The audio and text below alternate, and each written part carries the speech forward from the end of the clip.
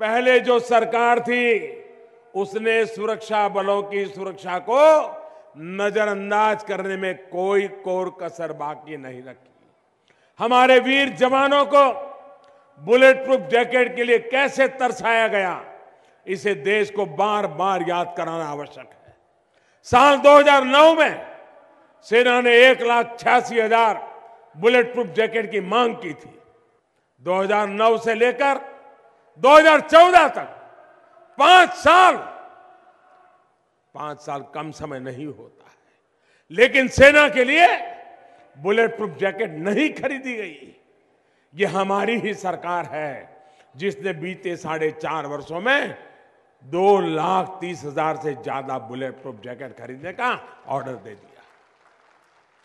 मैं आज अमेठी में आया हूं तो आप लोगों से जानना चाहता हूं कि देश के वीर जवानों को राइफल का इंतजार कराने वाले, बुलेट प्रूफ जैकेट का इंतजार कराने वाले ये लोग कौन थे?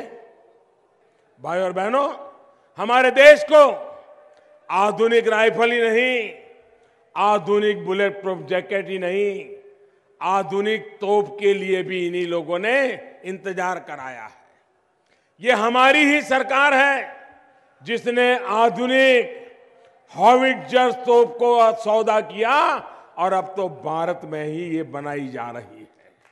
भाई और बहनों, आज से जो काम यहां शुरू हो रहा है, ये काम 8-9 साल पहले शुरू हो जाना चाहिए था। कोरबा की इस फैक्ट्री को बनाया ही इसलिए गया था कि यहां आधुनिक राइफल बनाई जाए, लेकिन इसकी पूर्ण क्षमता का कभी इस्तेमाल ही नहीं किया गया। अमेठी की ये फैक्ट्री इस बात की गवाह है कि पहले कैसे हमारी सेना और सुरक्षा बलों की आवश्यकताओं को नजरअंदाज कर दिया गया। साथियों, देश की सुरक्षा के लिए हमारी सेना ने साल 2005 में आधुनिक हथियार की अपनी जरूरत को तब की सरकार के सामने रखा था। इसी के देखते हुए अमेठी में इस फैक्ट्री के लिए काम शुरू हुआ। आपके यहां के सांसद जब 2007 में इसका शिलान्यास किया, तब ये कहा गया था कि साल 2010 से इसमें काम शुरू हो जाएगा। हुआ क्या? हुआ क्या? उन्होंने कहा था कि नहीं किया? कहा था। उनकी सरकार थी कि नहीं थी?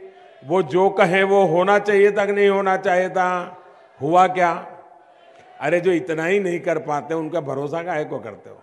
हाँ, ये भी मत भूलिए कि फैक्ट्री में इन्होंने वादा किया था।